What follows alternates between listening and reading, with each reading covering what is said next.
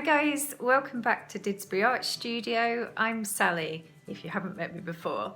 I video twice a week, once on a Tuesday and another at the weekend. So it'd be great if you could join on board, that would be fabulous.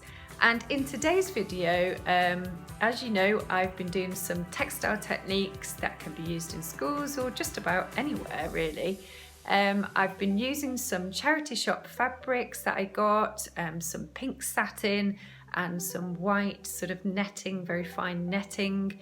And we're going to be making this kind of ruffle piece here. So we're going to be working on a square piece of fabric, some linen beige fabric that I've got, and then we're going to be doing this kind of 3D piece, which I am excited about. So I hope you are too. So shall we get into this? Let's do it. So we are going to do this one today, this chocolate, and I'm going to use some beige background fabric that I got from charity shop. So we're going to use some of the fabrics that I got the other day from the charity shop as well. So we're going to use this little netting and this kind of pinky satin colour.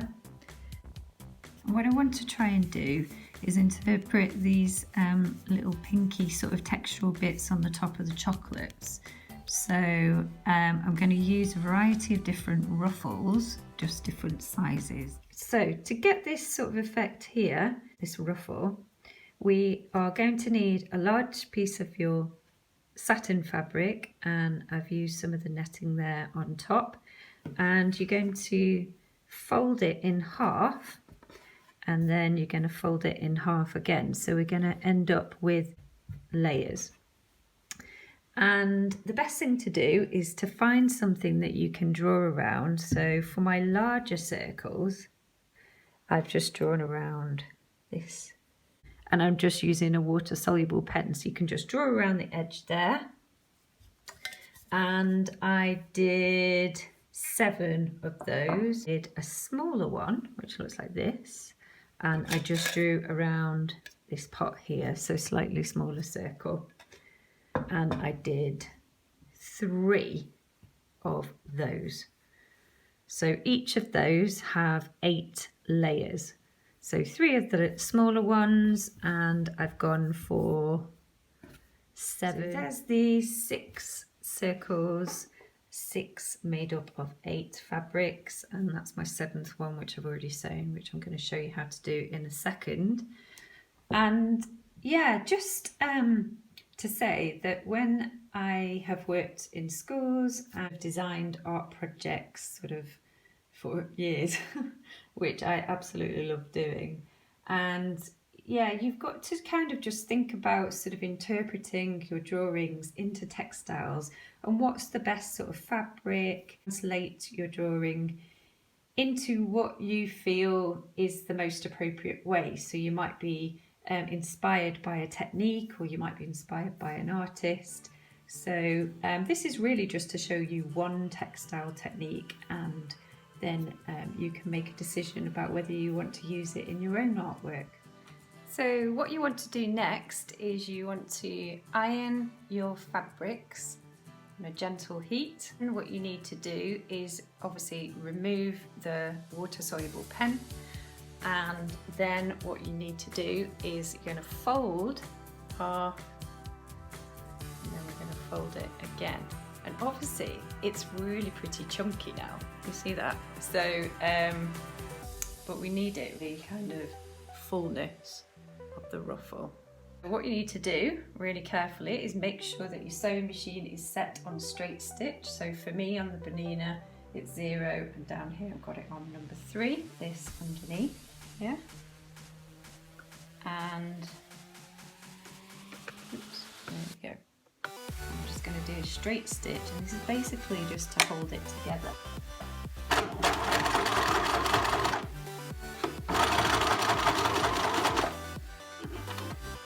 And then we're going to chop off the threads. That's exactly what we're looking for. So if you could do all of your larger circles and all of your smaller ones.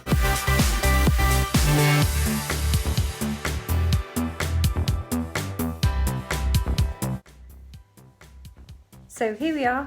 These are the little pieces that I've sewn. You can see like so, backwards and forwards, straight stitch.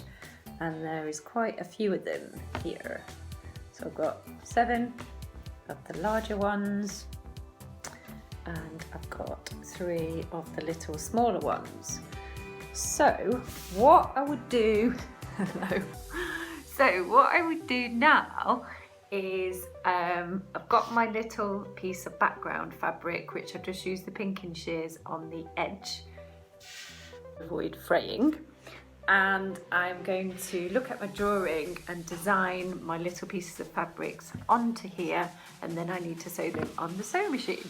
So this one here is the one I'm doing, and I will be designing these in a very similar arrangement to what we've got over here. So I've got some smaller ones, which I'll probably put down here. So at the moment I'm just looking at what this comes out like. So I've really got to get these compact. Well, obviously that's going to stand up there. So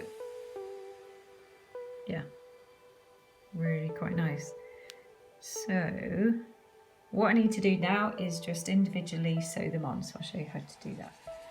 So I've got my fabric and got my ruffle, and I'm just going to split up a couple of the fabrics just to hold it down, and I'm going to just sew it so that it's going to be covered by another piece of fabric.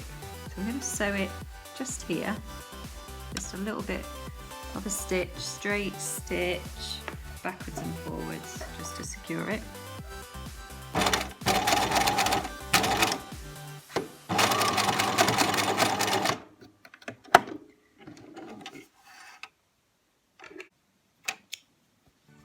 And then I'm also going to sew a little bit on this side as well, just so that it stands upright. So I'm going to do 3 layers on that side, right near the middle, forwards and backwards. Just to show you what that looks like, I've literally just sewn a little bit on this side and a little bit under there, and I just cover it over with some of the other fabrics, and now it's starting to stand out really nicely, which is what I'm looking for. Let's pull it up a little bit, like that. So I'm going to start sewing the rest of them on, and it's really important that I get those fabrics really close together, because I want them to sort of flow kind of quite bulky and then less and less as they decrease in size, just like the chocolate. So what I've done now is I've put the smaller one on at the opposite corner, so that once I've got this sewn down, I can then see what sort of space and gap I've got left to fill with the others. So I've done 2 layers, and again I'm just going to go forwards and backwards on the other side.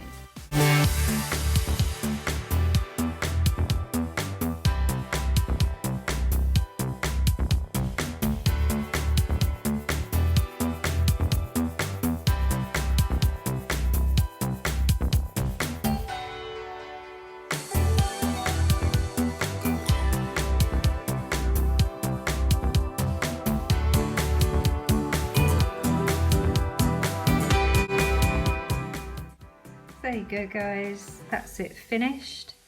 Remember I said I wanted to start with some of the smaller ones here and then increase the scale over here, and I kind of randomly place them together, and when you do the sewing stitches you can just cover those up with some of the other layers of fabrics. So the image that I was working from right here, so it's kind of randomly placed and then heavier at this top end.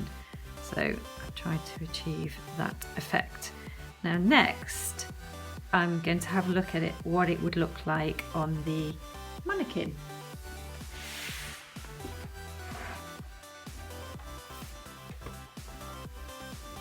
I've just put it onto the top of the mannequin there. I've just put it on the shoulder because I think it looks really nice. Just kind of, you could sort of see how it could be used in a fashion garment, making it into a sleeve or a neckline. But yeah, it's really quite nice. So I hope that you like it and that you could perhaps have a go, perhaps with some different types of fabrics, completely up to you. But there we have it. Also really liking, I've just switched it over to this side, also really liking the side there of the sleeve, the top of the sleeve. You could really see this all kind of built up, travelling down the mannequin.